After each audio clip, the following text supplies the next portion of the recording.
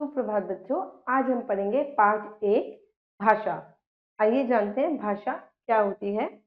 चलिए पाठ से जुड़ेंगे। पहले पिताजी आज हमें पार्क ले चलिए। एक बेटा है वो अपने पिताजी से कह रहा है पिताजी आज हमें पार्क लेके चलिए। और पिताजी कह रहे हैं ठीक है, संध्या में चलेंगे, मतलब कि शाम में चलेंगे। ये क्या है? ये भाषा है, मतलब कि बोलकर और लिखकर समझाई जाने वाली बात। ठीक है, भाषा। चित्र में देखकर बताइए उपयुक्त चित्र में कौन बात कर रहा है। कौन बात कर रहे हैं? पिताजी और पुत्र बात कर रहे हैं। तो यहाँ लिखेंगे हम बच्चा बात कर रहा है, ठीक है, अपने पिताजी से। ठीक है, पुत्र ने पिताजी से अपनी बात कैसे कही? बोलकर कही। बोलकर। कैसे कही? बोलकर कही। चलिए आगे बढ़ते हैं।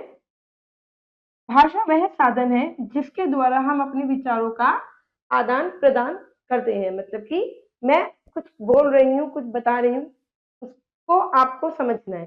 कैसे? भाषा के माध्यम से। ठीक है। राजन क्या तुम कल स्कूल गए थे? इसने पूछा है कि राजन क्या तुम स्कूल गए थे? अब राजन ने उत्तर दिया हाँ, हाँ मानव, मैं कल स्कूल गया था। ठीक है, कैसे कही? बोलकर की जाए गई ये बात। ठीक है, ये क्या है? ये सब भाषा है बेटा। ठीक है, अब आगे स्कूल है, कृपया धीरे चले। अब ये कैसे की गई है? ये लिखकर इसे समझाए। ठीक है, इसे बताने वाला तो कोई नहीं है, इसलिए कैसे समझी है ये भाषा? लिखी हुई है क्योंकि। ठीक है, लिखकर इसे इस बात को समझाए। यही क्या है? यही भाषा है। इसे और अच्छे से पढ़ते हैं। चलिए आइए बच्चों, आपने पहले चित्र में देखा कि दोनों लड़कों ने बोलकर अपनी बात एक दूसरे से कही। आप चित्र में देखिए, एक दूसरे से कह रहे हैं ये बात।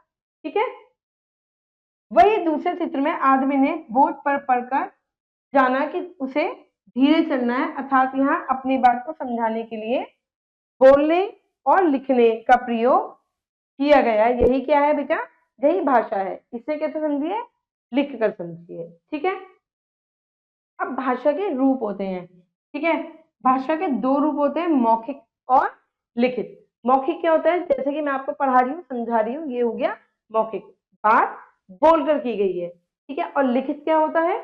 लिख कर की जाने वाली बात। जैसे चलिए इसको पढ़ते हैं। सबसे पहले मौखिक भाषा क्या होती है? भाषा का वह रूप जिसमें हम अपने विचारों का आदान प्रदान बोलकर एवं सुनकर करते हैं, उसे मौखिक भाषा कहते हैं। ठीक है, जैसे मैं आपको समझा रही हूँ और आप सुन रहे हैं। ठीक है, अब लिखित भाषा क्या होती है? ठीक है, भाषा का वह रूप जिसमें हम विचारों को लिखकर व्यक्त करते हैं अथवा तथा पढ़कर समझते हैं, उसे लिखित भाषा कहते हैं। ठीक है, इस प्रकार हम बोलकर और लिखकर अपने विचार प्रकट करते हैं तथा सुनकर व पढ़कर दूसरों के विचार जानते हैं। ठीक है, चलिए भाषा का एक अन्य रूप। अन्य रूप कौन सा होता है? सांकेतिक भाषा। ठीक है, चौराहे पर खड़ा यातायात पुलिस का सिपाही हाथ के संकेतों से आने जाने वाले वाहनों को रुकने और चलने का संकेत देता है। देता है ना, वो हमसे बात नहीं करता, हमें बताता नहीं है, पर हम कैसे समझते हैं उसके बाद कि हमें रुकना है या हमें चलना है? अब कैसे समझते हैं? संकेत से। वो संकेत देता है हमें। ठीक है, वाहन चालक उसके संकेतों को देखकर समझ जाते हैं। यह क्या है? यह सांकेतिक भाषा है। ठीक है, व्याकरण में सांकेतिक भाषा के बारे में नहीं पढ़ाया जाता, क्योंकि हर संकेत भाषा को स्पष्ट रूप से समझाना संभव नहीं है। हर एक चीज को समझाना संकेत के माध्यम से संभव नहीं है, इंसान समझ नहीं सकता। हम अपने मन के हर भाव या विचार को संकेत के द्वारा व्यक्त नहीं कर सकते। इससे भाषा के केवल दो ही रूप माने जाते हैं। कौन कौन से? मौखिक और लिखित। लिपि क्या है? अब पढ़ते हैं लिपि क्या है। भाषा को लिखने का ढंग या तरीका लिपि कहलाता है। भाषा को लिखने का ढंग। ठीक है, प्रत्येक भाषा की अपनी विशेष लिपि होती है।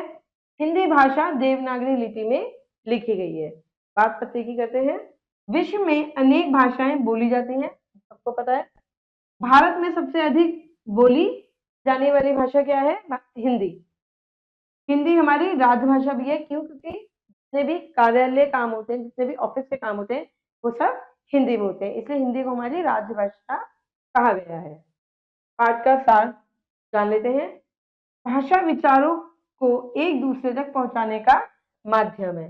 भाषा के द्वारा हम अपने विचार जो हैं एक दूसरे तक पहुंचा सकते हैं। भाषा के दो रूप होते हैं, कौन कौन से? मौखिक और लिखित। भाषा को लिखने का ढंग क्या कहलाता है? लिपि कहलाता है। हिंदी भाषा देवनागरी लिपि में लिखी जाती है। ये कुछ अभ्यास है बच्चों, ये आपको खुद से करने हैं। आशा करती हूँ ये आपको समझ में आया होगा कि भाषा किसे कहते हैं। अब मैं मिलूंगी आपसे अगली कक्षा में, तब तक के लिए खुश रखिए और अब अपना ध्यान रखिए। धन्यवाद।